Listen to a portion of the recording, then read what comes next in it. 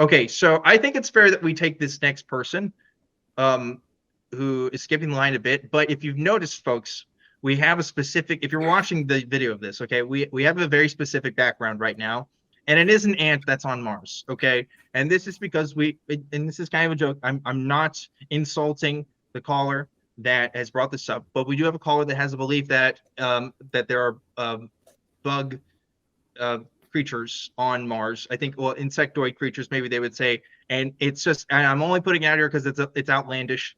I'm not insulting the intelligence or anybody that calls in who believes that. And I think they're calling in and wants to talk to us right now. This is Daniel calling in from Canada, who again was previously made the call that inspired this post. So Daniel, I hope you can take our background in good humor.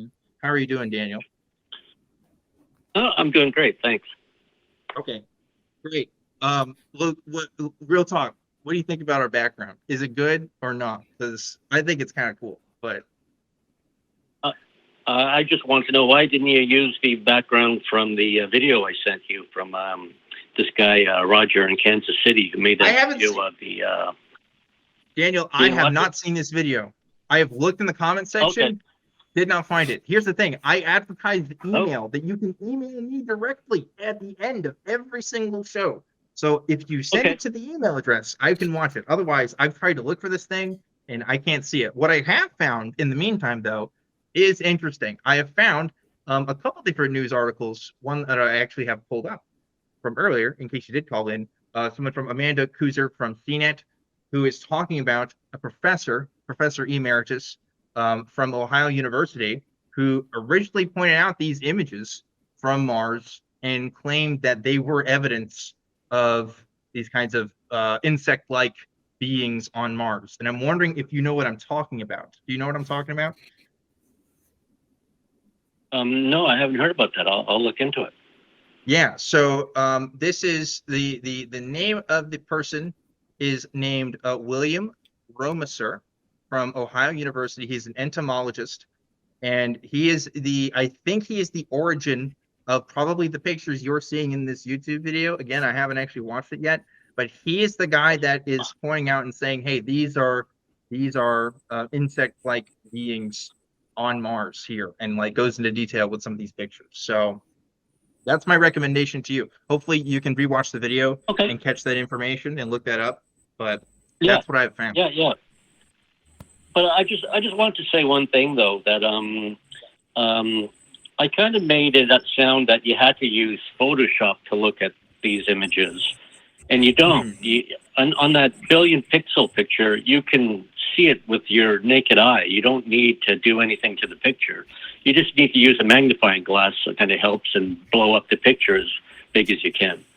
But Well, if another let's say thing, let's well, before you move on to another point, let me just also point out. I think I have found the origins of these images, and if I okay, have found the origins of these images, I don't know whether entomologist William Romaser actually did any kind of photo manipulation himself. If he didn't, that would be really interesting. I do see on the images pointed here, there's like lines and stuff kind of pointing and stuff. So disregarding that, just talking about the actual images, that would be a conversation to have, and then we could maybe talk about pareidolia and all this other stuff. But yeah. I mean, I'm assuming you don't have to actually look through Photoshop to actually view these images for data and stuff like that, right?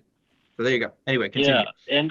and I just don't see. I'm sort of surprised by the people's reaction. Like, why is it such a big deal to believe in this? Like, it's like we're not talking supernatural or anything. I believe that they come from the same natural universe that we come from. I don't think there's anything extraordinary about my disbelief.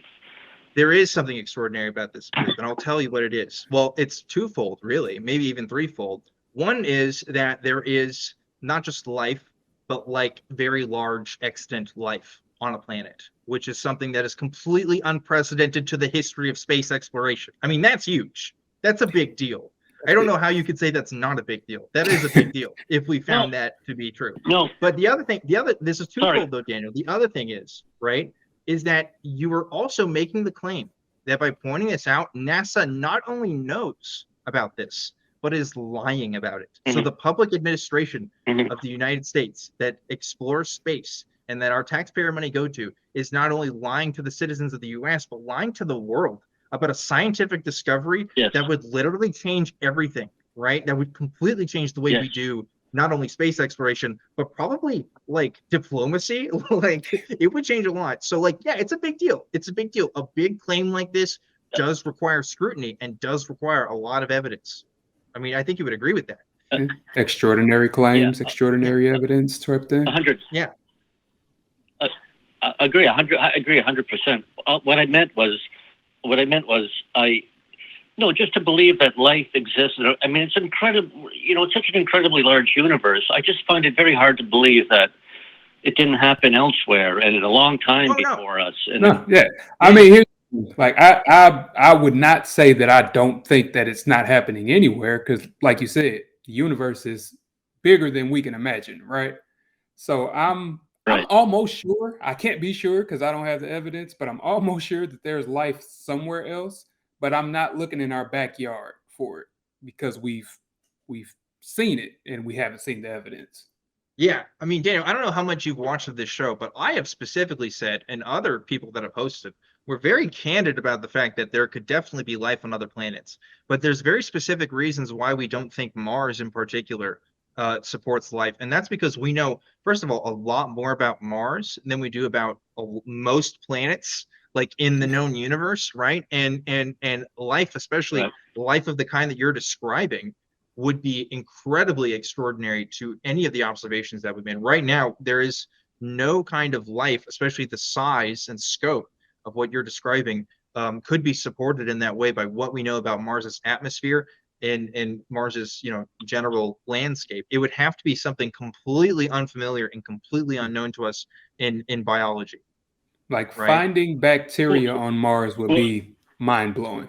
Yeah. That in itself would be crazy, let alone fully grown bug creatures, whatever they are. I mean, I don't know what you use for it. But. Yeah, I don't know what they are. I'm just, that's what they look like. But, don't they say that same thing about, like, you go to the deepest depths of our oceans and you wouldn't think there could be possibly life down there. It's the weight of the water and stuff in the oceans. And yet scientists, when they go to the deepest, they send submarines down to the deepest level, they find life. They find life in the strangest spots. They find life in the coldest regions of the planet. But the elements of life are still there, though. It's true. In the origins of oceanography, it was thought that life could not exist. Daniel, let me please. I don't know the physiology of these whatever these are. I don't know what they are. We have no idea what it is. And I think they live underground for another thing. I think they live underground. And I think we don't know what the environment underground is. But Daniel, the physiology of undersea life, specifically at extremely high pressure environments, you do see those organisms adapt to those environments and fill out an ecological niche. And not only that, they still live in an ecosystem, right? So that's what I'm saying. Yeah. Just one singular form of life on a planet, that actually doesn't make sense. Naturally, that doesn't make sense. That would be more supernatural than anything. Because what we know about life and its development is that there has to be some diversity that comes about, especially for an organism of that size. It has to be eating something. It has to be mating with other life. So unless there's other life underground that we still haven't seen, and for some reason these ant creatures or whatever, they go to the surface, I mean, that's one thing, but we haven't demonstrated that. All we know is that we have maybe some pictures that maybe look like bugs. Yeah, I'm glad you said that, because Daniel, that's what I was actually going to chime in and say. Be careful with those leaps, because even if you do have, like, if these pictures are evidence, if they turn out to be evidence, you don't want to make leaps and bounds espousing on where they live, and now you're pretty much making up stuff at that point. It's true. I'm just conjecture. Yes, I'm not claiming that I know. I'm just saying what I think, what it looks like. I'm just saying, be careful. I agree. I'm not a scientist. No one has to care what I say. I'm just nobody here in Canada. Nobody has to get upset or anything, right? But another thing about why NASA may keep it secret is because it could open up a Pandora's box of other relations to the whole UFO issue and stuff that's been going on the last 60, 70 years. Well, my question is, like, open up a whole... if the images in question originate from NASA's website, they're not doing a very good job of keeping this a secret, wouldn't you say? No, but they Like put if it was this orange something pink this haze, huge, but they obfuscate the picture by putting that orange pink haze over everything, and I think that's bullshit. That orange pinky haze. No, like, but Daniel, you said, I, hang on, I wait. was, I'm sorry, Jerome. I'm so sorry, Jerome. I keep interrupting you, but I have to Are say you this good? because Daniel, you said this last Yeah. time that there's an orange Yeah. haze on Mars that isn't there. You Yeah. know you can see Mars right now, right? You can go outside Right. and look at it. It's orange. It I has a was very screaming I this know. at the screen 2 And not weeks ago. only Like that, I was Daniel, looking at my phone not screaming only this that, 2 weeks Daniel, ago. But you can go outside. not only that, Daniel, but there's other space organizations. Like there's other people that are looking at Mars. NASA is not the only space Yeah. entity that exists, I know. and they also can show There's you about 4 or pictures of 5 Mars. others. Yeah, so like, I know. are you have to expand this So is it conspiracy a by saying that global? Yeah, is it a global there's conspiracy? multiple organizations that are all saying Mars, which the planet that we can see outside right now isn't actually the color that we see it is. No, I didn't say that. I'm not talking about the surface of Mars. Like that everything's blended together. The pictures. They're doing an obfuscation. I'm not saying I know for sure. They believe the color is more of a brownish color on the when you're on the surface. Like there have been Daniel, pictures I need you to from understand satellite. that they are not sending these pictures from an iPhone in Ohio. Like it's coming from Mars, man. I know. Like there's a camera I that understand. it's engineered to survive the I atmosphere understand. on Mars. Yeah, it's not going to be the same. That's right. They have to It's not a do Canon. picture Yeah. modifications to Well, even interpret. anyways, Yeah. Dan, I don't really want to bog down to Mars. I'm not a scientist or anything, obviously. And but people think I believe in everything, and I had to tell people in comments that I don't believe in God. I don't believe in spirits. I don't believe in the flat Earth. I don't believe in the fake moon landing. I don't believe in the Mandela effect. I don't believe in a lot of stuff. But I've been following ufology for 40 years now, and 40, 50 years, and I've come to the conclusion that they're just keeping it secret, that there's an alien reality behind it. But my question, like with all the, I'm sorry, Dan, like with all the things that you just named that you don't believe in, how did you reach that conclusion? And what steps did you take to get there? Because it feels like those steps aren't being applied to this situation. No, you're wrong. That they are being applied to this. I'm skeptical. I can't speak skeptical about a lot of things, but no, because I've been studying that. Been following the ufology for now like 40, 50 years. Ever since I've seen Whitley Strieber on Johnny Carson, to tell you the truth, is when it started for me. And you remember the book Communion with the alien cover on it? Yeah, and, yeah, I've just been. Have you ever heard there are amazing stories throughout the history of it, like Roswell. I know we disagree on Roswell, Dan, but yeah, I think you got it wrong. I think you're falling for the lie. Maybe so, but Dan, I'm sorry, we do have to wrap this call up because we got a lot of people that want to talk to us tonight. But let me leave it with this, okay? Okay, I'm sorry that you felt the need to defend yourself in the comment section for something that you honestly believe. I know what that's like.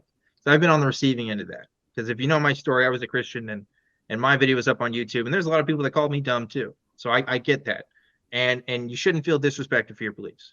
But there is a discordance. There is a surprise that comes with a belief like yours, which it involves. You have to consider a lot of variables here that we are just concerned that maybe we haven't really thought all of them out with you yet. Maybe we haven't actually considered the other possibilities here. I understand you've been a ufologist, or you've been following the UFO community for 40 years, but you also know, Daniel, that there are people who have been Christians their entire life, right? And that doesn't mean that they're true either, right?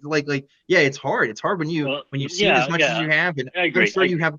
There's a lot of people. I'm sure you have questions that people have not given you satisfactory answers to, and we can work on that. But for now, we got to take this one step at a time. I don't expect you to change your beliefs overnight. But it will probably have to be an ongoing conversation. So with that, I'm going to let you go, Daniel. Thanks again for calling in. And thanks for being, I assume, a good sport about us having the Mars bugs on the background here, because if I want to do anything with this show, I want to be able to champion respecting people and meeting people where they're at, unless they're fucking Nazis or something. I don't give a shit about them. But you know, like, we're not talking about Nazis here. We're talking about people who have genuine skepticism and genuine beliefs, right? And like, I want to address that in the best way I can.